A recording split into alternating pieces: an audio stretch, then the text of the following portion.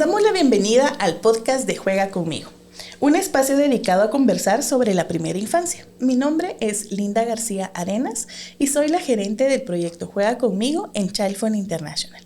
Hoy tengo el honor de conducir este episodio dedicado a la narración oral. Los primeros años de vida es el periodo en el que adquirimos muchas de las habilidades del habla y el lenguaje. Pero, ¿sabían ustedes que éstas se desarrollan mejor cuando la niña o el niño está expuesto a un entorno de imágenes, de sonidos, de cuentos y narraciones? Pues justamente es el tema que vamos hoy a conversar. En esta oportunidad contamos con la participación de Lilian Misa.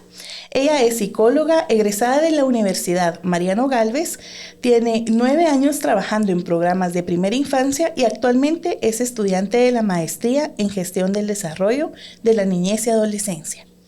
También está con nosotros hoy Edgar Molina. Él es cofundador de Cuentos y Talentos, una compañía de narración oral con la que ha realizado diversos proyectos educativos, artísticos y culturales. Además, trabaja por el fomento de la literatura infantil y juvenil. Les damos la más cordial bienvenida. Gracias. Muchas gracias. Para contarles un poco sobre cómo dividimos hoy el episodio, este tendrá 3 segmentos. En el primero vamos a conversar sobre la importancia del desarrollo del lenguaje en la primera infancia, es decir, durante los primeros años de la vida. En el segundo segmento vamos a platicar sobre la narración oral desde las diferentes culturas, diferentes cosmovisiones y cómo se relaciona esta narración oral con la formación del lenguaje en la niñez. Y finalmente ya vamos a ir con algunos tips, algunas herramientas para que quienes nos escuchan pues puedan poner en práctica precisamente la promoción de la narración oral, de contar cuentos. Entonces, eso sí, antes de iniciar de lleno en estos segmentos, quisiéramos conocer un poco más sobre ustedes. Y para ponernos en contexto, quisiéramos que empiece Lili y nos cuente un poco sobre qué te mueve a ti para trabajar por la primera infancia. Bueno, gracias por el espacio y por la invitación. Soy Lilian Misa, soy una mujer maya cachiquel y me empecé a interesar en la primera infancia cuando era bastante joven. De hecho, de mis primeros trabajos, fui maestra de niños y niñas de 5 y 6 años. Y creo que ahí me empecé a dar cuenta que todo lo que uno le enseña a los niños y niñas lo aprendían sin ningún problema. Posterior a eso, tuve la oportunidad de trabajar en programas y proyectos dirigidos a niñas y niños siempre, solo que de 0 a 6 años. Y creo que ahí tomé mayor conciencia de la gran importancia y el impacto que tiene trabajar en esta etapa de vida. Y que trabajando para esta etapa de vida podemos transformar comunidades, incluso un país entero se puede transformar. Entonces eso es lo que me mueve, ¿verdad? El trabajar para ellas y ellos y sumarme a esas personas que también lo hacen para darles a ellos la oportunidad de tener un desarrollo adecuado. Muchas gracias, Lili. Ya quiero escuchar todo lo que nos vas a contar. Y de momento le dejo el turno a Edgar para que nos cuente cómo nació esta pasión por contar cuentos. Nació por allá en el 2007, nació la pasión por contar cuentos. Siempre pensé que cuando inicié a contar historias, me di cuenta que a mí de niño nunca me habían contado una historia, un cuento. Y bueno, mis papás trabajaban, tenía 3 hermanas, tengo 3 hermanas más grandes y jugábamos mucho. Pasé una infancia feliz, pero cuentos no hubo en mi vida. Cuando conocí la narración oral, cuando conocí la literatura infantil, sobre todo, que fue un libro el que me impactó, el que dije, esto hay que demostrarlo y contarle a los niños y niñas un poquito más. Me encantaría llevarles ese libro a todos los niños y niñas, pero no podía. Y entonces comencé a contar la historia. Y me di cuenta el impacto que tenía para mí, yo con unos 22 años, el impacto que tenía un cuento infantil, por así decirlo, y me imaginé qué impacto podría tener en los niños y niñas y cómo esa infancia podría ir trascendiendo a partir de escuchar una historia o de contar. Ya luego comencé a investigar y me di cuenta que sí, que era una transformación completa en la formación de la primera infancia. Entonces inició esa pasión por querer compartir al niño que yo fui, a curar como muchas cosas. Y nos vas a contar cuál es ese libro que te... Sí, por supuesto. Ese libro se llama Cosita Linda, que es de Anthony Brown, incluso es una historia de la vida real. Es de un gorila y una gatita. Podrían decir ustedes como de la vida real, pero sí, un gorila que le enseñan a hablar, a comunicarse en lengua de señas. Y le dan una amiga que es una gatita que se llama Linda, y esa amistad surgió en la vida real, y el libro es maravilloso con las ilustraciones de Anthony Brown que son increíbles. Ay, qué emocionante. Es también de mis autores favoritos de literatura infantil.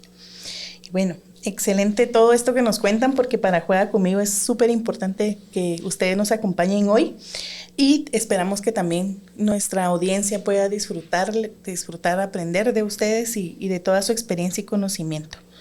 Entonces, vamos a empezar directamente con nuestro primer segmento dedicado, como dijimos, a la importancia de contar historias, pero especialmente cómo se estimula el lenguaje durante los primeros años de vida.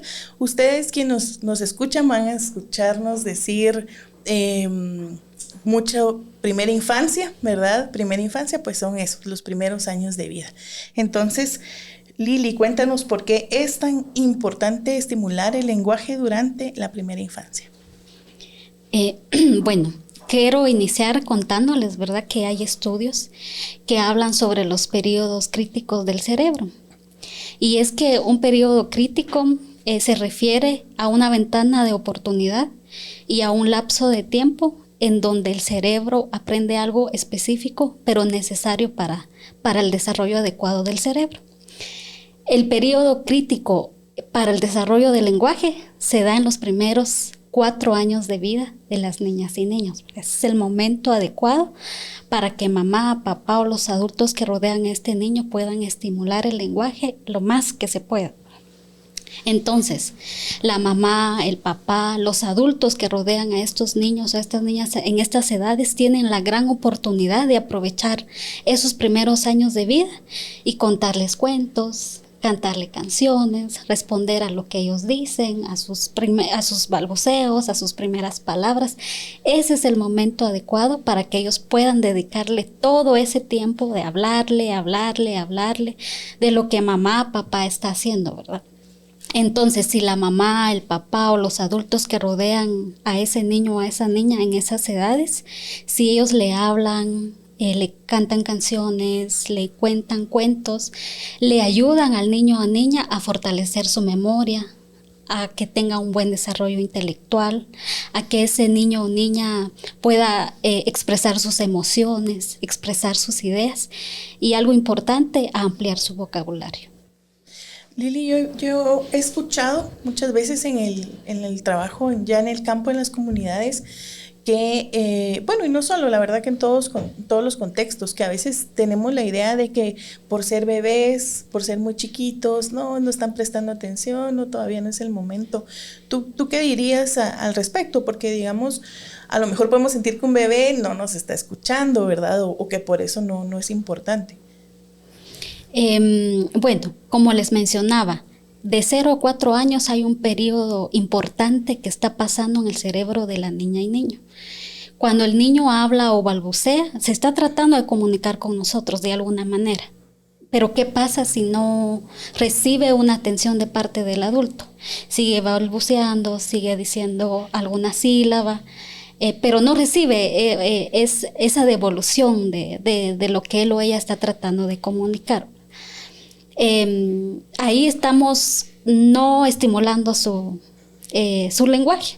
Pero ¿qué pasa si el adulto se comunica con él o ella, le responde? El bebé sabe que el adulto le está respondiendo, ¿verdad? Y estamos fortaleciendo su memoria, Quizá el bebé, si la mamá o el papá le dice, mira qué color es eso, pues si es muy pequeño no va a poder responder, ¿verdad? Pero el papá o la mamá le dice, ¿verdad? Este es el color rojo, ¿verdad? Entonces, eso sí queda grabado en el cerebro del niño, ¿verdad? Todavía no lo va a poder decir o exteriorizar, pero en el cerebro sí va a poder como tenerlo en la memoria. Entonces fortalecemos su memoria. Quizá más adelante, sin que nos demos cuenta, va a decir el color rojo. Ese es rojo, ese es azul, ¿verdad? Pero aunque los papás crean que el bebé no está entendiendo, el cerebro sí está procesando esa información.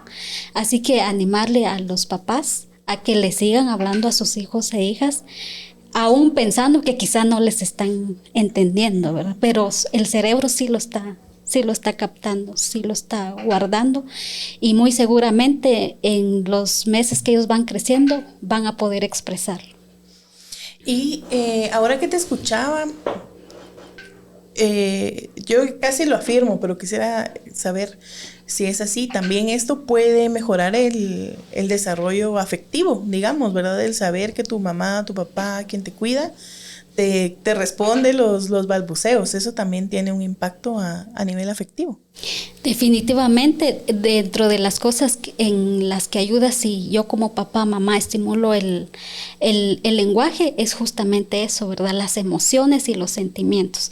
Los niños y las niñas les va a ser más fácil expresar sus emociones, sus sentimientos, y cuando vayan creciendo sus ideas, porque no van a tener miedo de que mi mamá me va a regañar si le pregunto eso, ¿verdad? Entonces es algo fundamental en el desarrollo del lenguaje. También se fortalece ese área, que es el área socioemocional, porque de alguna manera el niño o la niña siente que puede expresar sus emociones sin que mamá o papá le regañen, sino que siente esa libertad de poder hacerlo. Entonces, sí, ¿verdad? Definitivamente fortalece también el área socioemocional. Okay. Gracias. Ahora vamos a conversar aquí sobre ese tema justo con Edgar. ¿Qué impacto tiene en la vida de las niñas y los niños chiquitos esto que hablábamos antes, contar historias, hacer conversaciones desde que son pequeñitos? Es súper importante el impacto que causan los niños y niñas, justo como lo decía Lili, era ese contacto, esa afectividad y ese desarrollo del lenguaje que se va desarrollando a partir de que ellos están escuchando historias, escuchando la voz de su papá, la voz de su mamá, de su abuelito, quien está ahí con él en el desarrollo del niño y niña, ellos van absorbiendo. Entonces, siempre me preguntan desde qué edad es importante comenzarle a contar cuentos a los chiquillos. Y recuerdo perfectamente una señora que llegaba a una librería donde yo trabajaba, y ella llegaba embarazada y decía que desde el embarazo le comienza a contar historias a su hijo para que reconozca su voz, para que vaya sintiendo esa familiaridad con la voz de su madre. Y ese es justamente en el desarrollo del vientre, cuando también se va formando un hábito lector, un hábito de escucha, y a partir de cuando nace el bebé, esos vínculos que se van formando a partir de los cuentos no solo va quedando también en la memoria, ellos se van desarrollando con diferentes sonidos. Son importantísimos las onomatopeyas, por ejemplo, al momento de contarle cuentos a los bebés y en la primera infancia, cuando dices tú como que, según mucha gente, es que no presta atención, y me pasa mucho cuando llegan los papás con sus bebés ay, es que todavía está chiquito. Uh-huh. Pero recuerdo perfectamente, una vez estaba contando una historia, llegó un bebé, estaba con su Pepe, a los 5 minutos se paró, se volteó, pero yo seguí contando la historia, y cuando yo pedí una respuesta sobre el cuento, él se quita su Pepe, por ejemplo, no me recuerdo cuál era exactamente, pero como hace un gato, por así decirlo. Entonces se quita su Pepe y él hace miau, y sigue en su mundo, pero él está en otra parte. Por su vista está en otro momento, pero sí me estaba escuchando, sí estaba absorbiendo la información que yo le estaba dando. Y justamente ahí se comienzan a desarrollar el lenguaje. Vemos cuando un bebé le dice, por ejemplo, tengo unos amigos que la esposa le dice a su esposo, le dice el nombre.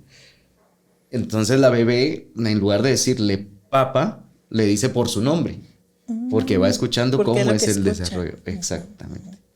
Y es interesante porque yo he visto que suceden los dos, a veces que está muy chiquito, ¿no? Y a veces que quieren también como obligar que el niño escuche de principio a fin. Y ahí es súper importante lo de los recursos, cómo hacer para no precisamente tener que contar una historia larga y aburrida. Ya vamos a llegar a ese punto de cómo poder involucrar a los niños y niñas chiquitos en la narración, en los cuentos, ¿verdad? Entonces, muchísimas gracias. Terminamos así nuestro primer segmento sobre el desarrollo del lenguaje en la primera infancia. Pasamos entonces a nuestro segmento dedicado ya más a la narración oral y cómo se relaciona con los primeros años de vida. Este tema es un tema que me emociona muchísimo y también quiero compartir con ustedes de dónde surge la inquietud de conversar sobre la forma en que lo vamos a abordar desde las diferentes culturas y cosmovisiones.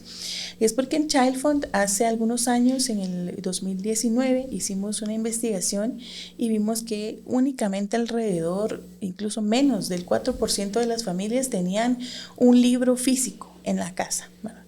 Y sabemos que pueden haber, incluso hay iniciativas, tuvimos iniciativas de compartir estos libros para la primera infancia y que al final que no solamente los niños y niñas chiquitos los usaron toda la familia, pero al mismo tiempo pues es algo que no siempre tiene la durabilidad en el tiempo y también sabemos que toda Guatemala seguramente hay muchas familias que no cuentan con libros de historias de cuentos. Entonces quisiéramos darle otro enfoque a esta situación y poder conversar sobre qué hacen ya las familias, qué hacen ya las comunidades para precisamente promover el lenguaje a través de la narración oral, que es a través de contar historias, las historias de generación en generación, pueden ser historias de la comunidad, del pueblo de origen, ¿verdad? Y justamente es el tema que queremos abordar ahora.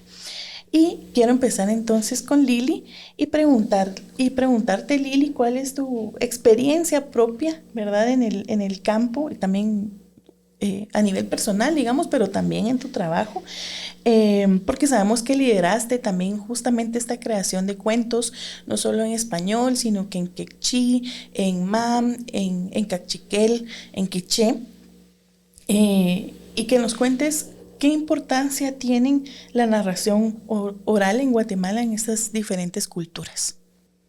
Bueno, esta pregunta me hace recordar a mi niñez. Y me hace pensar en lo que mi mamá y mi papá nos contaban a mí y a mis hermanos. Comúnmente era por las noches, alrededor del fuego. Ellos nos contaban historias, anécdotas. Y con esta pregunta me hace pensar, bueno, sí me hace recordar qué historias nos contaban y por qué nos contaban esas historias. Y es que comúnmente ellos nos contaban anécdotas de su propia vida, pero también anécdotas de familiares cercanos, de vecinos cercanos, nos contaban las anécdotas. Pero ahora que lo pienso, esas anécdotas casi siempre traían una moraleja, porque al final de la historia nos decían, por eso no hay que hacer eso, o por eso hay que hacerlo. O ellos a través de esas anécdotas nos trataban de inculcar valores que ellos querían que nosotros manifestáramos en nuestro diario vivir.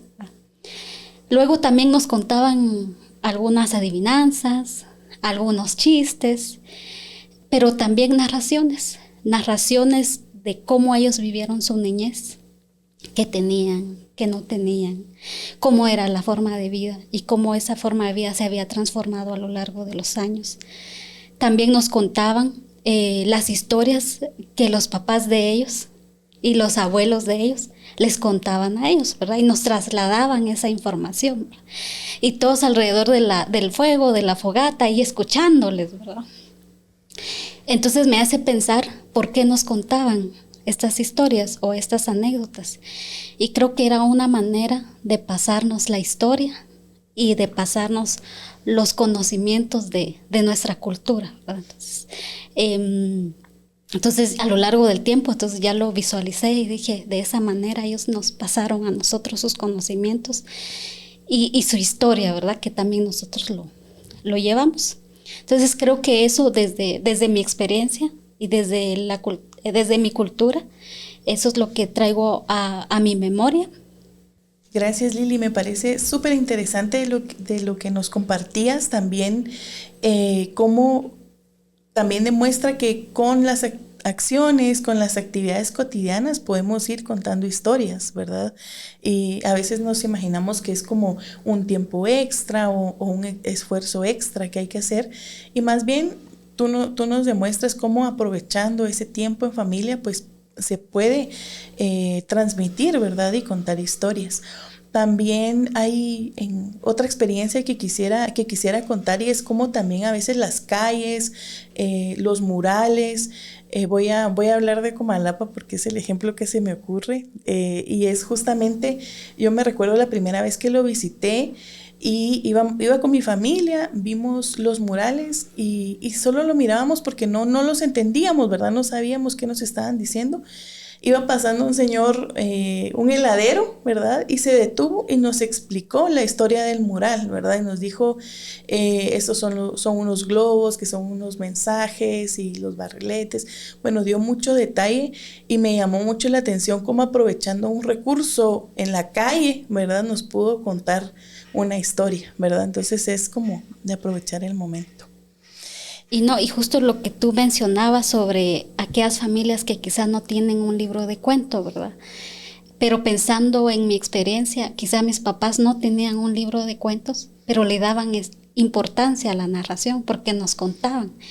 Quizás no de un perro o de un gato, sino de su propia vida, de la vida de sus abuelos, de sus familiares, de los vecinos, o de lo que habían ellos vivido durante determinado tiempo, ¿verdad? Y aunque nosotros éramos pequeños, les comprendíamos a ellos, ¿verdad? Lo que ellos nos estaban contando y les prestábamos atención. Entonces, quizá muchas familias no tengan libros de cuento, pero yo estoy casi segura que sí hay una narración, les cuentan historias, les cuentan anécdotas, y eso creo que también es muy importante y es de valorar en las familias. Y es un momento también que nuevamente, ¿verdad? Fomenta también el área socioemocional, ¿verdad? Y las relaciones entre la familia. Y quisiera también que nos pudieras contar, por otra parte, ¿verdad? Porque sabemos que también lideraste la producción de libros de cuentos en diferentes idiomas. ¿Cómo se hace esta contextualización de decir, o cómo surge la idea, digamos, de contar historias no solamente en español, sino que en cada una de las áreas en las que tú tienes la oportunidad de trabajar? Creo que primero comprender que a los niños o a las niñas hay que contarles historias o cuentos o hablarles desde su idioma materno. Eso es algo muy, muy importante. En las comunidades, sabemos que Guatemala es multicultural, multilingüístico, y los niños y niñas crecen hablando su propio idioma, ¿verdad? Y de repente las mamás, los papás o los adultos no tienen recursos necesarios para poder fomentar la narración de cuentos o historias con sus hijos o hijas. Y hay una necesidad ahí de tener libros con imágenes, que las imágenes sean contextualizados, porque hay libros muy bonitos, pero de repente son de animales que los niños quizá aún no conocen o no lo han visto en su contexto. Entonces, bien importante el que las imágenes sean contextualizadas, porque los niños más pequeños no pueden leer todavía, pero sí pueden leer las imágenes. Ese es un perro, ese perro se parece a mi perro. Ese es un gato y ese gato se parece al gato que tiene la vecina, ¿verdad? Ese es un bosque, el bosque es parecido a lo que está allá. Entonces, cómo las imágenes deben ser acorde al contexto del niño, pero también el idioma, ¿verdad? Ayudar a que las mamás o los papás puedan seguir hablándole al niño o a la niña en su idioma y que no tengan miedo de poder hacerlo porque es su idioma materno. Más adelante, pues aprenderán otro idioma, quizá el el castellano, ¿verdad? Pero en los primeros años de vida es bien importante ayudarle a la mamá, al papá o a las personas adultas para que ellos puedan comprender la importancia que ellos le hablen en el idioma que el niño pues ha escuchado en su entorno, ¿verdad? Entonces creo que de por ahí nace también la idea, contextualizar las imágenes, que sean imágenes donde los niños y niñas, eso es lo que yo veo cerca de mí. Y luego que papá, mamá o el adulto le pueda contar esos cuentos desde su idioma, ¿verdad? Para que haya una mejor comprensión y que ellos puedan tener la oportunidad entonces de también fortalecer su lenguaje y fortalecer su desarrollo cognitivo. Entonces, creo que por ahí está el inicio del por qué era tan importante. Y bueno, lo que ya habías mencionado, hay evidencia de que muchas familias no cuentan con un libro de cuentos, y qué mejor si desde proyectos como estos o programas como estos se les puede facilitar a la familia un libro de cuento para que también lo usen como un recurso de cómo contarle cuento a sus hijos o a sus hijas. Sí, que igual podemos necesitar ahí una ayudadita también con la imaginación, ¿verdad? Muchas gracias, Lili. También, Edgar, sabemos que desde tu experiencia, que has viajado por toda Guatemala, casi por el mundo, me voy a animar a decir, contando cuentos, ¿nos podrías contar qué formas hay de narración oral y cómo podemos visibilizar más la importancia de la narración oral? Mira, hay diferentes formas de contar una historia. Partimos desde los abuelos, que son los primeros que nos cuentan las historias. Ya decía Lili, alrededor del fuego. Incluso el fuego también se comunica en el momento que se está contando. Hay una parte donde en Sutujil, en Santiago Atitlán, hay un narrador que se llama Isaías Isai. Y él me contaba que ponían el fuego, ponían una olla, si no estoy mal, y cuando ya la historia iba terminando, es que ya estaba cocida, entonces ya lo que habían puesto en el fuego estaba listo para compartirse. Hay muchos elementos dentro de las culturas que pueden crear una identidad bastante fuerte. He tenido la oportunidad de viajar e ir a distintos pueblos, a distintos lugares, y me doy cuenta de las características que tiene cada uno de ellos, que se va fortaleciendo por el paso de las generaciones a partir de la narración oral. Lastimosamente, Guatemala también es un país que ha sido silenciado y muchas veces contar la historia pasada duele y muchas veces decidimos callar para que no siga doliendo, pero que también es importante que las futuras generaciones conozcan mucho de las historias reales y las historias ficticias, que un abuelo, por ejemplo, que no sabe leer, que no sabe escribir, pero nos mantiene ahí atados a una historia que él se está inventando o a una historia que a él le contaron. Esa es una forma de narrar, ¿no? Definitivamente. Y de ahí viene lo de la literatura. Tomamos historias de la literatura y las contamos. Las convertimos en algo profesional y ya utilizamos diferentes recursos y diferente manera de captar la atención de nuestro oyente. Vamos desarrollando como esas habilidades de narración. Ahora, todos tenemos una voz, todos podemos contar, y si no tenemos una voz, también tenemos la pintura para poder contar, que a partir de ahí también podemos narrar una historia. Entonces, es importantísimo en las culturas.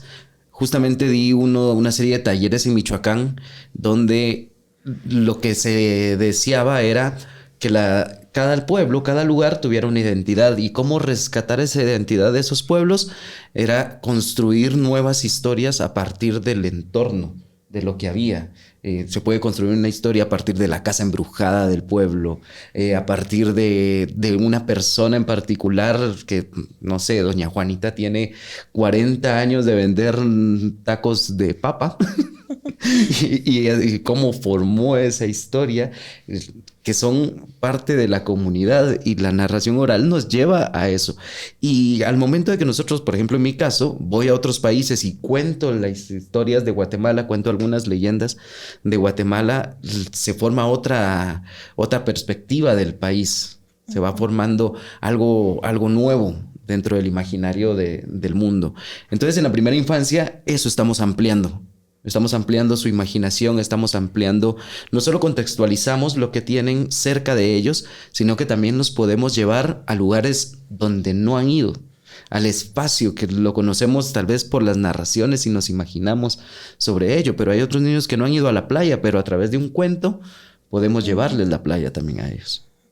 Y podemos nosotros llevar nuestro contexto a otros lados. Es un compartir, Sí. es un compartir. Muchas gracias por sus respuestas. Así terminamos nuestro segundo segmento. Pero ¿qué les parece si antes de pasar al tercer segmento escuchamos un cuento? Había una vez un ratón que se llamaba el ratón Mariano. Al ratón Mariano le encantaba comer queso con la mano. Sin plato le gustaba un rato, pero sin tenedor era mucho mejor. Y el ratón Mariano decidió ir a buscar a la musical Antonieta, esa que daba conciertos de trompeta. Y el ratón Mariano dijo: Hola, soy el ratón Mariano, como queso con la mano. Sin plato me gusta un rato, pero sin tenedor es mucho mejor. Voy a buscar a la musical Antonieta, que da conciertos de trompeta y su colmillo de marfil hace a veces de atril. ¿Quieres venir? Y el ratón Mariano se fue así, titiri, titiri, titiri, y en su camino se encontró con un pingüino. Y se presentó. Hola, soy el ratón Mariano, como queso con la mano. Sin plato me gusta un rato, pero sin tenedor es mucho mejor. Voy a buscar a la musical Antonieta, que da conciertos de trompeta y su colmillo de marfil hace a veces de atril. ¿Quieres venir? El pingüino le dijo que sí, pero que si él iba, iba así. Tetere, tetere. ¡Ay, qué alegría, porque yo voy! Titiri, titiri, tetere, tetere. Y de repente que se encontraron con Serpiente. Hola, soy el ratón Mariano. Como queso con la mano. Sin plato me gusta un rato, pero sin tenedor es mucho mejor. Voy a buscar a la musical Antonieta, que da conciertos de trompeta y su colmillo de marfil hace a veces de atril. ¿Quieres venir? Y la serpiente le dijo que sí, pero que si ella iba, iba así. ¡Ay, qué alegría, porque yo voy! Titiri, titiri, tetere, tetere, tss. Y se encontraron con el mono. ¡Hola! ¡Hola! Soy el ratón Mariano, como queso con la mano. Sin plato me gusta un rato, pero sin tenedor es mucho mejor. Voy a buscar a la musical Antonieta, que da conciertos de trompeta y su colmillo de marfil hace a veces de atril. ¿Quieres venir? Y el mono le dijo que sí, pero que si él iba, iba así. Boing, boing, boing, boing. Titiri, titiri, tetere, tetere. Boing, boing, boing. Tss. Y de repente, allá la vieron, a la musical Antonieta, que estaba dando un concierto de trompeta.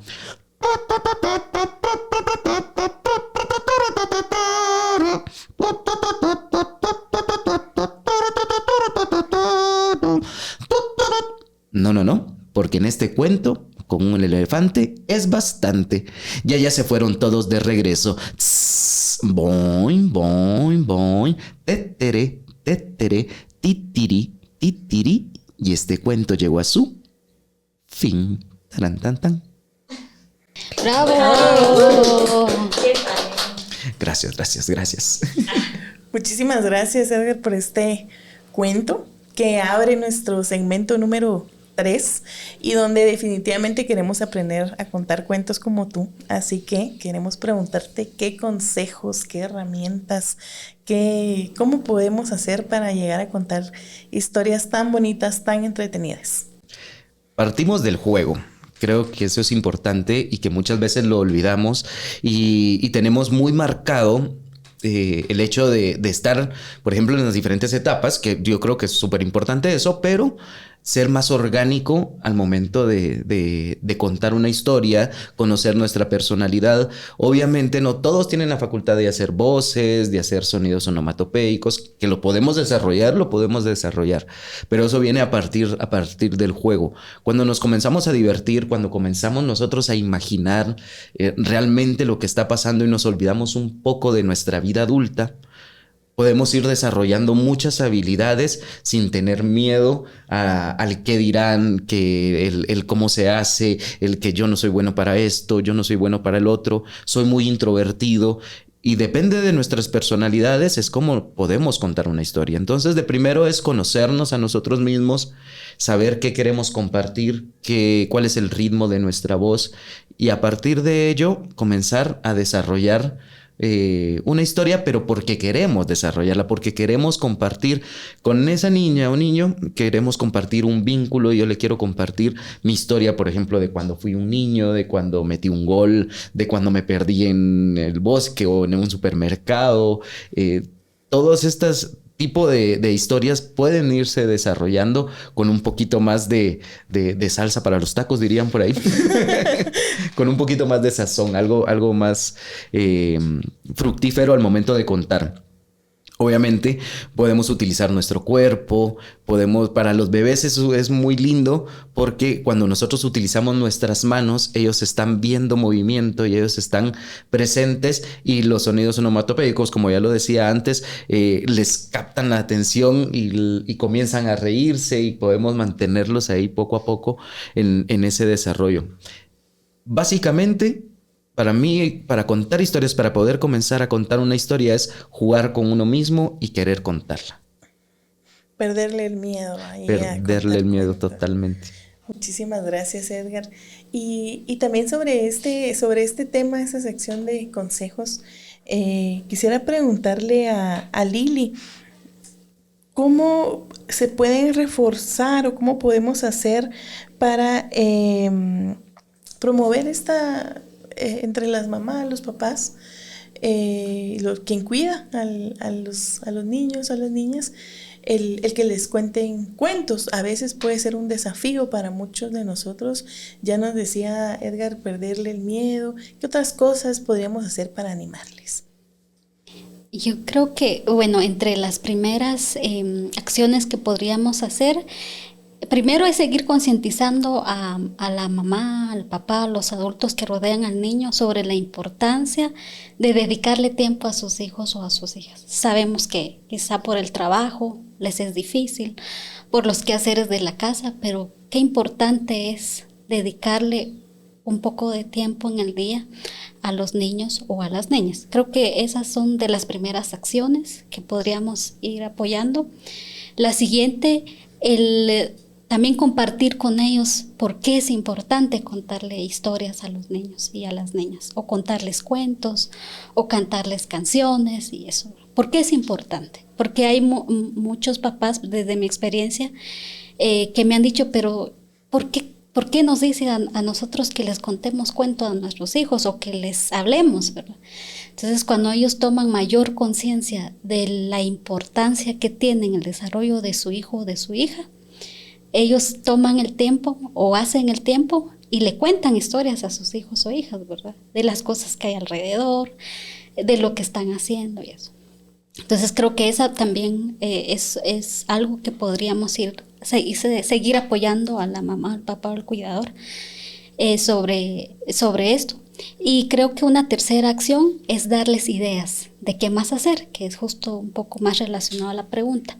¿Qué ideas les podemos dar y qué juegos pueden hacer? Por ejemplo, ¿verdad? La mamá o el papá que está en casa con su bebé le puede responder cada vez que el bebé dice gugú, mamá, papá. Yo como mamá o como papá le puedo decir, sí, mi bebé, gugú, sí, aquí está mamá, sí, aquí está tu papá, ¿qué necesitas? Entonces responderle al niño o niña cuando nos está tratando de comunicar algo. De hecho, también cuando está llorando, ¿por qué estás llorando? ¿Qué pasó? Tranquilo o tranquila. Y si estás riendo, qué bonita sonrisa. ¿Y por qué estás riendo? ¿Qué fue lo que vistes? Vamos a ver. O sea, el responderle al niño o a la niña cuando se está tratando de comunicar. Eso, cuando son muy pequeños.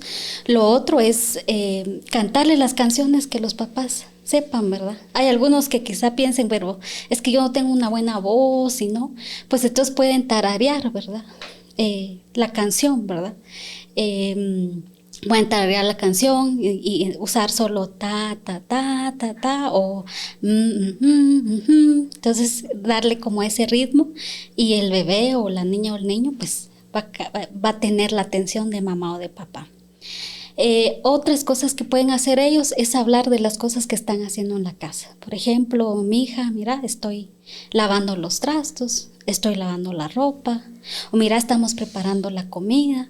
Si están en casa y si están caminando en la calle, pues contarle todo lo que está sucediendo. Mira, hija, hijo, mira ese perro café, mira, escucha cómo ladra, mira ese carro que acaba de pasar, es un carro de color rojo, mira, lleva personas. Entonces, cómo ellos desde donde estén pueden aprovechar todo lo que hay a su alrededor y contarle lo que está pasando a la niña y niño y responderle cada vez que ellos tratan de comunicarse. Entonces, creo que esas 3 acciones se podría seguir fortaleciendo con los cuidadores, con las mamás, con los papás. Y como mencionaba Edgar, que quizá no todos tengan la habilidad de hacer voces y eso, ¿verdad? Pero con contarle lo que hay alrededor, decirle los sonidos onomatopéicos, que son los sonidos que hacen los animales, cómo hace el gato, cómo hace el perro. Es una forma también de compartir con ellos y de ayudarles a que desarrollen su lenguaje. Todo se puede convertir en una historia entonces. Y tengo una pregunta doble. Tal vez uno de los desafíos es la atención, ¿verdad? De los niños y las niñas, especialmente si son chiquitos. Entonces, quiero preguntarle a Lili si nos puede contar justo cuánta atención puede tener un niño pequeño, una niña pequeña. Y a Edgar, ¿cuál ha sido en su experiencia el desafío más grande para mantener esa atención en los niños chiquitos? Bueno, es una pregunta muy interesante porque la atención del niño y la niña va variando conforme a su edad. Entre más pequeños son, menos tiempo es que podemos tener su atención. Si vamos a utilizar un recurso como una imagen, un libro, un niño que tiene menos de 1 año solamente va a poder darnos toda su atención entre 1 y 3 minutos nada más. Entonces, ¿qué pasa si yo vengo y le quiero contar una gran historia? Entonces el niño, la niña, en vez de disfrutar ese cuento, pues se va a aburrir. Quizás se duerma, puede ser. O en todo caso, pues otra cosa le va a llamar la atención y ya no va a querer escuchar a la mamá o al papá. Entonces, 1 o 3 minutos a lo máximo es que el niño de 1 año puede como tener totalmente nuestra atención, ¿verdad? Y también depende mucho de los recursos que y depende mucho de los recursos que use la mamá o el papá, ¿verdad? Si trata de animar la historia o el cuento, entonces el bebé también va a tener mayor atención. Si uso un objeto para hacer un sonido, quizá, también va a tener mayor nuestra atención. Cuando ya tienen 2 años aproximadamente, su nivel de atención es de entre 7 y 8 minutos nada más. Entonces ahí ya podemos extender un poquito más las historias, ¿verdad? Porque ese niño, esa niña va a tener un poco más de atención a lo que yo le estoy compartiendo. Y los niños de 3 años, y los niños de 3 años, 10 minutos aproximadamente es que logran tener nuestra atención. Y ya de 4 años en adelante, 15 minutos y un poco más, ¿verdad? Entonces, entre más grande sea el niño o niña, más nos presta atención, ¿verdad?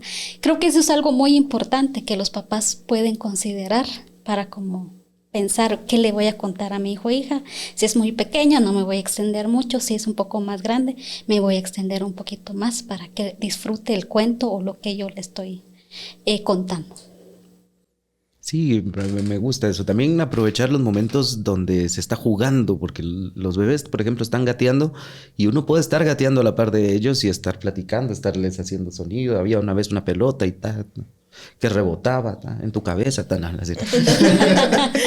Pero podemos ir jugando con eso, pero a mí me parece como muy importante. El reto que he tenido yo, mis funciones duran aproximadamente 1 hora. Tanto para adultos como para niños, es un margen de tiempo bastante extenso. Sí tengo que jugar con muchos ritmos, con las adivinanzas, con trabalenguas, con canciones. Y la historia en sí, muchas historias duran entre 7 minutos, muy largas, 15. Ya para adultos ya puedo extenderme una sola historia en 30 minutos, 40 minutos. Pero la primera infancia, sí, justamente ese tiempo, depende de los recursos que uno utilice, ahí se va desarrollando como el desafío. Y además hay algo muy importante, que los niños y niñas se contagian unos a ellos. Cuando yo tengo un grupo de 500 niños y ahí presentes escuchándome, muchas veces se contagian de la risa. Y es muy diferente cuando tengo a solo un niño conmigo que le estoy contando una historia. Por ahí me puede aguantar un poquito más porque es algo más personal, que le estoy contando una historia con una narrativa más extensa. No necesito tantos recursos, pero sí puedo contarle un poquito más extenso la historia. Y si veo que se empieza a incomodar, le digo, ¿paramos o seguimos? Y que él sea el que toma la decisión de decirme, no, vamos a parar un momento que ya me aburrí. Ok, no te voy a forzar, pero Sí, también respetar eso y también poder sentir, digamos, si está en la disposición de seguir o no. Bueno, muchísimas gracias por sus aportes a los dos. La verdad es que podríamos seguir aquí platicando, pero también sabemos que hay lapsos de atención para los adultos y las adultas. Entonces, agradecemos, ya estamos llegando al final de este podcast. Y antes de despedirnos, me gustaría mucho que cada uno de ustedes pudiera dejarle a nuestra audiencia un mensaje para que se anime, ¿verdad? Un mensaje así clave para que se anime a contar historias, a platicar, a ver cómo van los niños poco a poco adquiriendo pues más habilidades a nivel del lenguaje. ¿Comienzo yo? Para mí es súper importante olvidarnos de lo que sabemos y poder construirnos un poquito más nosotros como adultos. Cuesta, porque a mí me cuesta, pero dejar a un lado un poquito la tecnología y dedicarnos nosotros también ese tiempo a jugar de nuevo, a pasar el tiempo con los chiquillos de la primera infancia. Créanme que se lo van a disfrutar y van a desear tener otra vez esos añitos y que aparte, si son sus hijos o hijas, esa etapa no va a volver y disfrutarle ese momento donde son ustedes los héroes. Creo que eso es algo muy, muy valioso. Atrévanse a contar, atrévanse a jugar y estar con los chiquillos que se los digo, se lo van a agradecer y van a recordar esos momentos de juego para toda la vida. Bueno, yo el mensaje que quiero dejar es que recuerden que el tiempo no regresa. El tiempo que ahora le dediquen a sus hijas o hijos va a ser la mejor inversión de tiempo que ustedes le pueden dar para su buen desarrollo. Hablen todo el tiempo con ellos de las cosas que ustedes hacen, canten canciones, cuenten historias, respóndanle cada vez que ellos traten de comunicarse y jueguen, porque el juego es la forma en que las niñas y los niños aprenden. Ya para despedirnos, Edgar, si pudieras contarnos cómo te podemos encontrar en redes sociales. En redes sociales me pueden encontrar ahí Cuentos y Talentos, en Facebook, en Instagram, en TikTok como Edgar el Pollo. Y también estoy por abrir Hipnagogia de Po. Es un poco difícil, Hipnagogia de Po. Que la hipnagogia es el proceso entre cuando uno va a dormir, entre cuando está despierto y está dormido, donde se crean muchas ideas. Muchos inventos se han partido de la hipnagogia. Qué interesante. Bueno, ahí está hecha la invitación para que puedan seguirle. Gracias a nuestra audiencia por escucharnos o por vernos, como por el canal que hayan elegido. Pueden seguirnos también en redes sociales como Child Fund Guatemala y les invitamos también que les digan a sus amigos, a sus amigas que tienen niños chiquitos que escuchen este podcast y puedan compartir el link con ellos. Y bueno, como siempre decimos en Child Fund, las niñas y niños necesitan jugar y escuchar historias para aprender, crecer y descubrir. Hasta la próxima.